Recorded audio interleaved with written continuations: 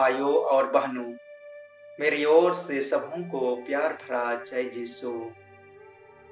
आज हम लोग 40 का 5वां में प्रवेश कर चुके हैं। प्रिय भाइयों, यदि हम इन संसार के लोगों का जीवन को देखेंगे तो सबों का जीवन के लिए दिन और समय एक महत्वपूर्ण दिन होता है और उसके लिए लोग अपना जीवन को समर्पित कर देते हैं। जैसे कि विद्यार्थी का जीवन में देखते हैं कि उन लोगों का जीवन में जब परीक्षा सामने आ जाता है तो वे तैयारी करने के लिए बहुत गंभीर रूप से शुरू कर देते हैं। वैसे ही यदि हम किसान लोगों का जीवन को देखेंगे तो जब बारिश देता है तो लोग अपना जीवन को खेत में समर्पित कर तैयारी करने के लिए शुरू कर देते हैं। प्रिय भाइयों, वैसे ही प्रभु ईश्वर हमें आज याद दिलाते हैं कि इस 40 के काल में अपना जीवन को शुद्ध और पवित्र करने के लिए समर्पित करने के लिए बोलते हैं। आज का पहला पाठ में नबी यिर्मयाह का ग्रंथ अध्याय 31 वचन संख्या 31 से 34 में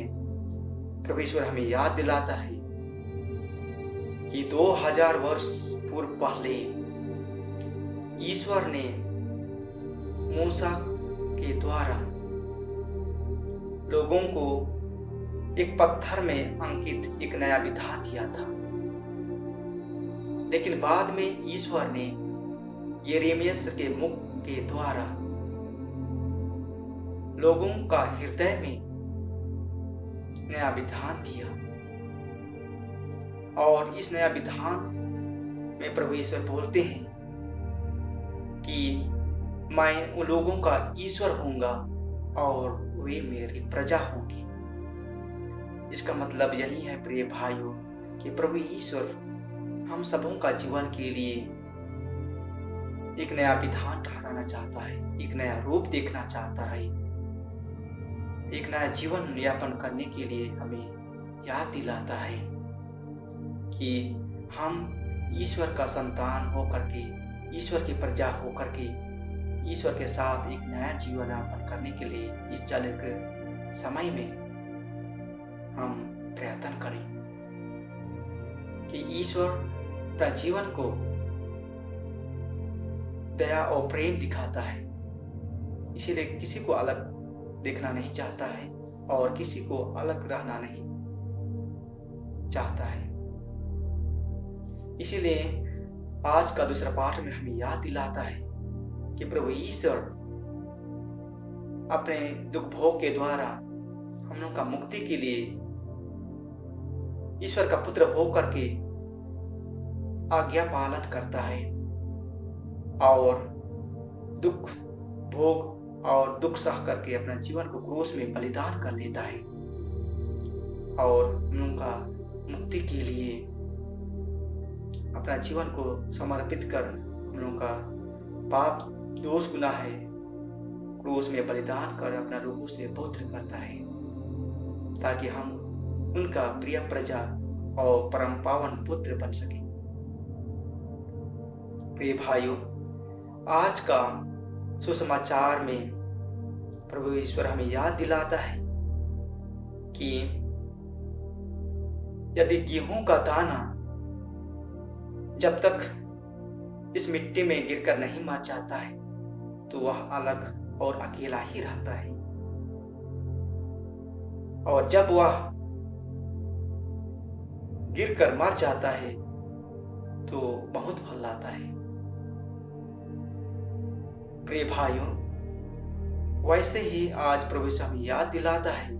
कि जब तक प्रभु ईश्वर इस दुनिया में आकर के अपना जीवन को दुख भोग के द्वारा दुख उठाकर और क्रूस उठाकर अपना जीवन को क्रूस में बलिदान नहीं करता है, तब तक हम लोग का जीवन के लिए मुक्ति नहीं मिलता है और नहीं मिलेगा, क्योंकि प्रभु ईश्वर उसी मुक्ति के लिए अपना जीवन को बलिदान करने के लिए आता है और अपना जीवन को बलिदान कर देता है तो हम लोग का जीवन के लिए मुक्ति प्राप्त होता है। और जैसे हम लोग का जीवन के लिए अपने जीवन को क्रूस में बलिदान करता है हम लोग का पाप क्षमा होता है और हम लोग का जीवन का दोष गुना अपना पवित्र लोगों के द्वारा शुद्ध करता है। आज वही प्रभु ईश्वर हम लोग का जीवन के लिए समर्पित करने के लिए बोलते हैं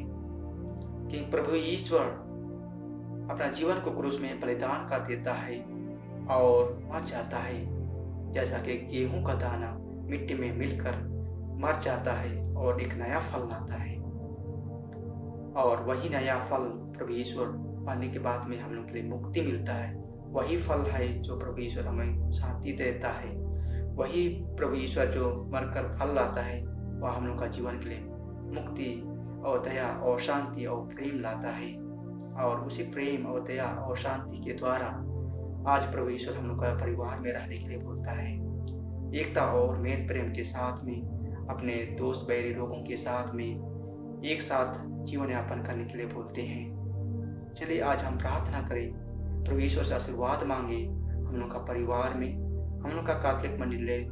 के साथ में, हम लोग का सभी रिश्तेदारों के साथ में और पड़ोसियों के साथ में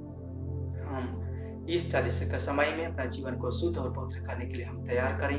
पवित्र करें और अपना जीवन को शुद्ध और पवित्र करके अपना जीवन में प्रभु ईश्वर को स्वीकार करने के लिए हम तैयार करें कि प्रभु ईश्वर हम लोग का जीवन के लिए इन सभी मतलबों के लिए तैयार करते हुए हम लोग का सभी